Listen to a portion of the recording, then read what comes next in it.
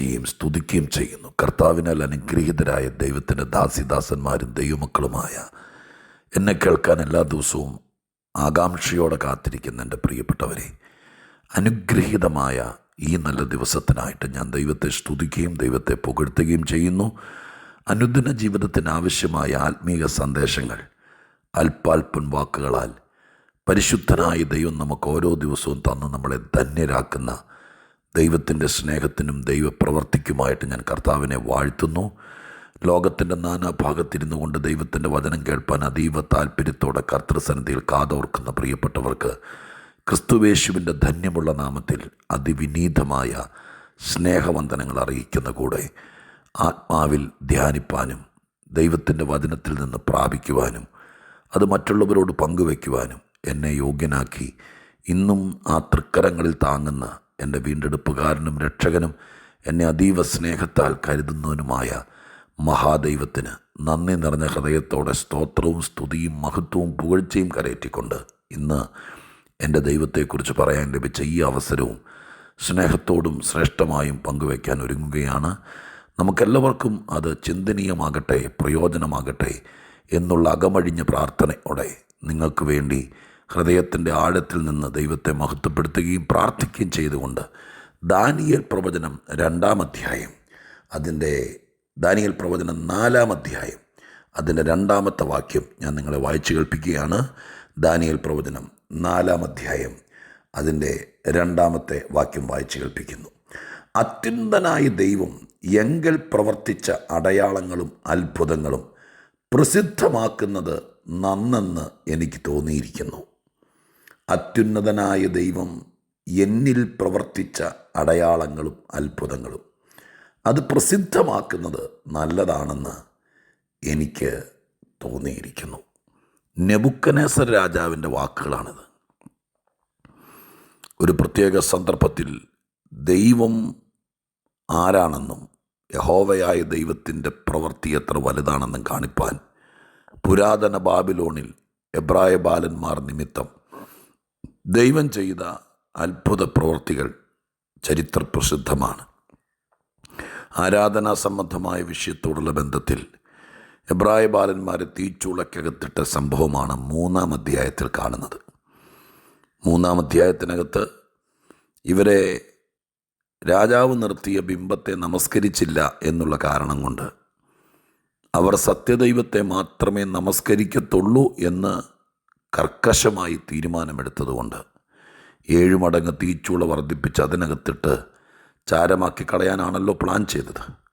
പക്ഷെ 4-മനായി ഇറങ്ങി വന്നവൻ തീയുടെ ബലം കെടുത്തി തീയുടെ മണം പോലും ഏശാതെ അവരെ പുറത്തു കൊണ്ടുവന്നത് ബാബിലോണിയ സാമ്രാട്ടുകളുടെ ഹൃദയത്തിനകത്ത് ആണി അടിച്ചതുപോലെ കണ്ണ് തുറക്കുന്ന സംഭവമായിരുന്നു. നെബൂഖദ്നേസർ രാജാവായിരിക്കുന്ന കാലത്ത് സംഭവിച്ച ആ വലിയ കാര്യം അദ്ദേഹത്തെ ഭയങ്കരമായിട്ട് ഉലച്ചു. 4-ാം അധ്യായത്തിനകത്ത് അദ്ദേഹത്തിൻ്റെ പക്ഷം നിന്നുകൊണ്ട് ദൈവത്തെ പ്രകീർത്തിച്ച് എഴുതുകയാണ്. പിന്നീട് അവിടെ നടന്ന പല കാര്യങ്ങളും ദൈവസന്നിധിയിൽ വളരെ പ്രസിദ്ധവും ദൈവം ജീവിക്കുന്നു എന്നതിൻ്റെ നേർക്കാഴ്ചകളുമാണ്. എന്നാൽ ഈ വാക്യത്തിനകത്ത് എഴുതിയിരിക്കുന്നത് പ്രത്യേകാൽ അവരുടെ നാട്ടിൽ നടന്ന അത്ഭുതങ്ങളല്ല, ദേശത്ത് നടന്ന പ്രവൃത്തികളുമല്ല. നിങ്ങളത് വായിച്ചപ്പോൾ കണ്ടോ? 4:2 വായിക്കുന്ന ഇങ്ങനെയാണ്: അത്യുന്നതനായ ദൈവം എങ്കൽ പ്രവർത്തിച്ച അടയാളങ്ങൾ, തന്നിൽ പ്രവർത്തിച്ച അടയാളങ്ങൾ. അത് നമ്മൾ ഈ ദാനിയേൽ പ്രവചനത്തിൽ നിന്ന് അടർത്തിയെടുക്കണം. നെബൂഖദ്നേസറിൽ നടന്ന ദൈവപ്രവർത്തികൾ. ഞാൻ നെബൂഖദ്നേസറിനെ മാറ്റിവെക്കുക. നമ്മൾ ദൈവത്തെയും നമ്മെയും കൂട്ടിയിണക്കെയാണല്ലോ അനുദിന ചിന്തയിൽ കാര്യങ്ങൾ പറയാറുള്ളത്. ഇതിൽ നിന്ന് ഞാൻ 2-3 കാര്യങ്ങൾ എൻ്റെ ഹൃദയത്തിൽ വന്നത് പറയാം. ഒന്ന്, നമ്മുടെ ദൈവം പ്രവർത്തിക്കുന്ന ദൈവമാണ്. എനിക്കതൊരു 1000 വാക്കുകൊണ്ട് പറഞ്ഞാൽ മതിയാവില്ല. എനിക്കും നിങ്ങൾക്കും വേണ്ടി പ്രവർത്തിക്കുന്നൊരു ദൈവം, കയ്യും കെട്ടിയിരിക്കുന്ന ദൈവമല്ല. ആരെങ്കിലും പറഞ്ഞാൽ അതങ്ങ് കേട്ട് വിശ്വസിക്കുന്ന ദൈവമല്ല. എവിടെയെങ്കിലും കൊണ്ടുവച്ചിരുത്താൽ അവിടെ അങ്ങ് ഇരിക്കുന്ന ദൈവമല്ല. ഇന്നും പ്രവർത്തന നിരതനായ ദൈവം. ആ ദൈവം ഉള്ളതുകൊണ്ടാണ് പ്രപഞ്ചം ഇങ്ങനെ നിൽക്കുന്നത്. ഞാനും നിങ്ങളും ഇത്രേ അനുഗ്രഹിക്കപ്പെട്ടിരിക്കുന്നത് പ്രവർത്തിക്കുന്ന ഒരു ദൈവം ഉള്ളതുകൊണ്ടാണ്. 2, 2, എന്തെങ്കിലും പ്രവർത്തിക്കുന്നവനല്ല. സിസ്റ്റമാറ്റിക്കായിട്ട് രാവിലെ മുതൽ വൈകുന്നേരം വരെ എന്തെങ്കിലും ചെയ്ത് ജീവിതം തീർക്കുന്ന ആൾക്കാരുണ്ട്. എന്നാൽ ഈ ദൈവത്തെക്കുറിച്ച് നെബൂഖദ്നേസർ പറഞ്ഞ് എങ്കൽ പ്രവർത്തിച്ചത്, മനുഷ്യനിൽ പ്രവർത്തിക്കുന്നൊരു ദൈവമുണ്ട്. ഇന്നും നമുക്ക് അടിയുറച്ച് വിശ്വസിക്കാം, എന്നിലും നിങ്ങളിലും ഇന്നും പ്രവർത്തിക്കാൻ ശക്തനായ ദൈവം, മനുഷ്യനിൽ പ്രവർത്തിക്കുന്ന ദൈവം. കുരുടനായിരിക്കുന്നൊരു മനുഷ്യനെ കർത്താവിൻ്റെ മുമ്പിൽ വന്നപ്പോൾ ശിഷ്യന്മാർ ചോദിച്ചത് ഞാൻ ഇടയ്ക്കെപ്പോഴേക്കോ പറഞ്ഞിട്ടുണ്ട്, ഇവനോ ഇവൻ്റെ അമ്മയപ്പന്മാരോ പാപം ചെയ്തതുകൊണ്ടാണോ ഇവനിങ്ങനെ കുരുടനായി പിറന്നത്? അതിന് കർത്താവ് പറഞ്ഞ മറുപടി ഓർക്കുന്നില്ലേ? ഇവങ്കൽ ദൈവപ്രവർത്തി നടക്കാനാണ്. അപ്പം ഏത് തകർന്നവനിലും, ഏത് ഉന്നതനിലും, ഏത് എളിയവനിലും പ്രവർത്തിക്കാൻ കഴിവുള്ളവനാണ് സർവശക്തനായ ദൈവം. നെബൂഖദ്നേസർ എന്ന് പറയുന്നത് യഹൂദനായി അന്നത്തെ കാലത്ത് ദൈവിക പ്രമാണമുള്ള ആളൊന്നുമല്ല. ആരിലും പ്രവർത്തിക്കും, ഏത് നല്ലവനിലും ഏത് ക്രൂരനിലും പ്രവർത്തിക്കും. ദൈവത്തിൻ്റെ മക്കളെ തീച്ചൂളയ്ക്കകത്തിട്ടവനിലും പ്രവർത്തിക്കും. ആ തീയുടെ ബലമേറ്റ് ഇല്ലാതാക്കാൻ വേണ്ടി വിധിക്കപ്പെട്ടവനിലും പ്രവർത്തിക്കും. അപ്പോൾ ദൈവം വീടുകളിൽ പ്രവർത്തിക്കും, ദൈവം വ്യക്തികളിൽ പ്രവർത്തിക്കും, ദൈവം ദേശത്ത് പ്രവർത്തിക്കും, ദൈവം വിഷയങ്ങളിൽ പ്രവർത്തിക്കും. ഇന്ന് നിങ്ങൾ അടിയുറച്ച് വിശ്വസിക്കണം. നെബൂഖദ്നേസർ പറയുകയാണ്, എങ്കൽ അത്ഭുതങ്ങളും അടയാളങ്ങളും പ്രവർത്തിച്ചൊരു ദൈവമുണ്ട്. ഞാനിങ്ങനെ പറയാം. 3-ാമത്തെ കാര്യം, ദൈവം എന്തെങ്കിലും പ്രവർത്തിച്ചാൽ അത് അത്ഭുതമായിരിക്കും, അടയാളമായിരിക്കും. അത്ഭുതങ്ങളിൽ കുറഞ്ഞ് ഒന്നും ദൈവം ചെയ്യുന്നില്ലെന്ന് ആരോ എഴുതിയ ഒരു വരി ഞാൻ പണ്ട് വായിച്ചത് ഓർക്കുന്നു. സ്വർഗം എന്തെങ്കിലും ചെയ്താൽ അത് മനുഷ്യൻ ചെയ്യുന്ന പോലെ ആയിരിക്കുകയില്ല, അതൊരത്ഭുതമായിരിക്കും. ഇന്നും നിങ്ങൾ വിശ്വസിക്കുക, നെബൂഖദ്നേസറിൽ പ്രവർത്തിക്കാമെങ്കിൽ എൻ്റെ അപ്പനിൽ, എൻ്റെ വീട്ടിൽ, എൻ്റെ ഇന്ന കുടുംബാംഗത്തിൽ എന്നെ വല്ലാതെ തീക്കകത്തിടാൻ വേണ്ടി വെമ്പൽ കൊള്ളുന്ന, എനിക്കെതിരെ തീ കൂട്ടുന്ന, എനിക്കെതിരെ വിധി പറയുന്ന ആരുമാകട്ടെ, അവരിൽ ദൈവത്തിന് പ്രവർത്തിക്കാൻ കഴിയില്ലേ? ഗുണമോ ദോഷമോ അതൊക്കെ ദൈവം നിശ്ചയിക്കട്ടെ. പക്ഷെ ദൈവപ്രവൃത്തി എന്ന് പറയുന്നത്, അഥവാ അത്ഭുതങ്ങളും വീരപ്രവൃത്തികളും, അതിന്നും ദൈവത്തിന് ചെയ്യാൻ കഴിയില്ലേ? നമ്മൾ വിശ്വസിക്കുക, ഈ വാക്യം വെച്ച് വിശ്വസിക്കുക. കർത്താവേ, അങ്ങ് ജീവിക്കുന്ന ദൈവമാണ്. എങ്കൽ എന്നിൽ ഒരത്ഭുതം നടക്കട്ടെ, എന്നിലൊരു വീരപ്രവൃത്തി നടക്കട്ടെ. ദൈവത്തോട് പ്രാർത്ഥിക്കുക.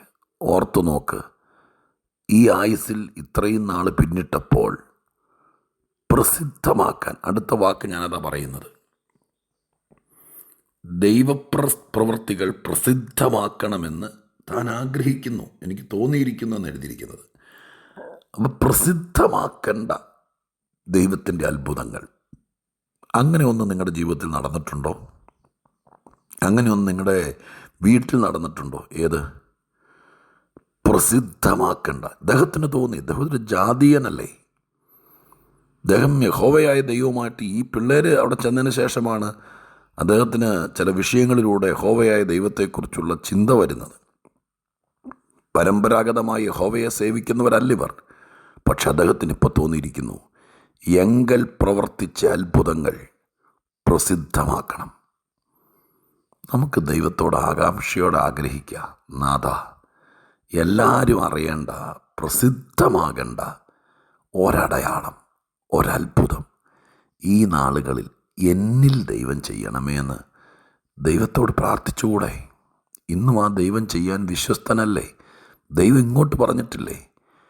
പ്രവർത്തിക്കാൻ കഴിയാതെ വണ്ണം ദൈവത്തിൻ്റെ കൈ കുറുതായി പോയിട്ടില്ല. ഇന്നും പ്രവർത്തിക്കുന്ന ഭുജങ്ങൾ ദൈവത്തിനുണ്ട്. ഈ വാക്യം ആവർത്തിച്ച് വായിച്ചിട്ട് വേണോ വേണ്ടയോ എന്ന് എൻ്റെ കേൾവിക്കാരായ നിങ്ങൾ ദൈവസന്നിധിയിൽ പറയണം. കർത്താവിനോട് പറയണം, എന്നോടിത് പറഞ്ഞിട്ട് കഥയില്ല, എനിക്കിതിൻ്റെ തിരിച്ചൊരു റിപ്ലൈ ഒന്നുമില്ല.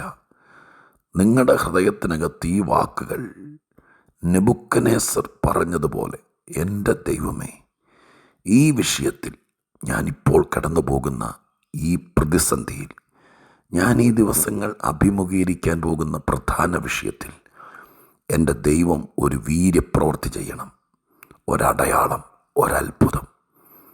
അത് പ്രസിദ്ധമാക്കാൻ ഞാൻ സന്നദ്ധനാണ്. എൻ്റെ ദൈവമാണ് എനിക്കിത് ചെയ്തതെന്ന് ആരോടും പറയാൻ. ജാതീയനായിരിക്കുന്ന നെബൂഖദ്നേസറിന് ലജ്ജയില്ലായിരുന്നെങ്കിൽ ദൈവത്തെ അപ്പാന്ന് വിളിക്കുന്ന നമ്മൾക്കെന്തിന് നാണിക്കണം? പിന്നെ ഞാൻ ചുരുക്കുകയാണ്. എൻ്റെ പ്രിയപ്പെട്ടവരെ, 2-3-4 കൂട്ടം കാര്യങ്ങൾ വളരെ ശ്രദ്ധിക്കുക. ഒന്ന്, പലരും നിനക്ക് വേണ്ടിയിട്ടുള്ള പ്രവർത്തികൾ നിർത്തിക്കാണും. അവർ മടുത്ത് കാണും, അവർ കൈ പിൻവലിച്ച് കാണും. പക്ഷേ നിനക്ക് വേണ്ടി ഇന്നും പ്രവർത്തിക്കാൻ, അത്ഭുതങ്ങളും അടയാളങ്ങളും പ്രവർത്തിപ്പാൻ കഴിവും കരുത്തുമുള്ള ദൈവം ജീവിക്കുന്നു. എന്നിൽ നടക്കണം, എൻ്റെ വീട്ടിൽ നടക്കണം എന്ന് ദൈവത്തോട് പ്രാർത്ഥിക്കണം. എന്നിലും എൻ്റെ വീട്ടിലും എൻ്റെ കുടുംബാംഗങ്ങളിലും ഒരടയാളം ദൈവം ചെയ്യണം കർത്താവേ. അത് ദൈവത്തോട് പ്രാർത്ഥിക്കണം. നമ്മിൽ പ്രവർത്തിക്കാൻ കഴിയുന്ന ദൈവത്തിൻ്റെ വീര്യപ്രവർത്തികൾ അത് പ്രസിദ്ധമാക്കണം. മറ്റുള്ളവരോട് പറയാൻ കൊള്ളാവുന്ന, അത് പറയുമ്പോൾ ഇത് ദൈവം ചെയ്തതാണെന്ന് അവർ പറയത്തക്ക രീതിയിലുള്ള ഒരടയാളം, ഒരത്ഭുതം ദൈവം ചെയ്യട്ടെ. പ്രസിദ്ധമാക്കേണ്ട അത്ഭുതങ്ങൾ വീട്ടിൽ നടക്കട്ടെ. അതിനുവേണ്ടി നമുക്ക് കൊതിയോടെ കാത്തിരിക്കാം. മുഴങ്കാലും അടക്കണമെങ്കിൽ മുഴങ്കാലും അടക്കാം. ഉപവാസമെടുത്ത് പ്രാർത്ഥിക്കണമെങ്കിൽ തീരുമാനിച്ചു, ഉപവാസമെടുത്ത് പ്രാർത്ഥിച്ചു.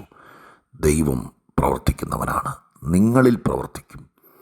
പ്രസിദ്ധമാക്കാൻ കൊള്ളാവുന്ന ദൈവപ്രവർത്തികൾ ദൈവം നിങ്ങളുടെ ജീവിതത്തിൽ ചെയ്യും. ഞാനത് കാത്തിരിക്കുന്നു, ഞാനത് ആഗ്രഹിക്കുന്നു. നമുക്കൊരുമിച്ച് പ്രാർത്ഥിക്കാം. പരിശുദ്ധ ദൈവമേ, ഞങ്ങളുടെ സ്വർഗീയ പിതാവേ, ഞങ്ങൾ ഈ വാക്യത്തിൽ നിന്ന് അങ്ങയെ കാണുന്നു, അങ്ങയുടെ പ്രവർത്തികളെ കാണുന്നു. ഞങ്ങളിൽ ചില വീര്യപ്രവർത്തികൾ, ഞങ്ങളിൽ ചില അത്ഭുതങ്ങൾ, അടയാളങ്ങൾ സർവശക്തനായ ദൈവം ചെയ്യണേ. ഞങ്ങളുടെ മനസ്സ് മുറിഞ്ഞിരിക്കുന്ന വിഷയത്തിൽ ചില അടയാളങ്ങൾ ചെയ്യണേ. ഞങ്ങൾ ഭാരപ്പെട്ടിരിക്കുന്ന വിഷയത്തിൽ അത്ഭുതങ്ങൾ നടക്കണേ. അത് പ്രസിദ്ധമാക്കാൻ, എൻ്റെ ദൈവമാണ് ചെയ്തതെന്ന് പറയാൻ ദൈവം അവസരം തരണമേ. അത് പ്രസിദ്ധമാക്കാൻ, അങ്ങയുടെ നാമമഹത്വത്തിന് വേണ്ടി പ്രസിദ്ധമാക്കാൻ ഇടയാക്കണമേ. ഞങ്ങളത് പ്രാർത്ഥിക്കുന്നു. ദൈവം അത് ചെയ്യുമെന്ന് വിശ്വസിക്കുന്നു. ഈ വാക്യം ഞങ്ങൾ നെഞ്ചിലേറ്റി സ്തോത്രം ചെയ്യുന്നു. ഞങ്ങളുടെ വീടുകളിൽ, ഞങ്ങളുടെ കുഞ്ഞുങ്ങളിൽ ഈ ദിവസങ്ങളിലെ ഭാരങ്ങളിൽ അത്ഭുതങ്ങളും അടയാളങ്ങളും പ്രവർത്തിക്കണമേ. പ്രാർത്ഥന കേട്ടതിന് നന്ദി. യേശുവിൻ്റെ നാമത്തിൽ തന്നെ, ആമേൻ.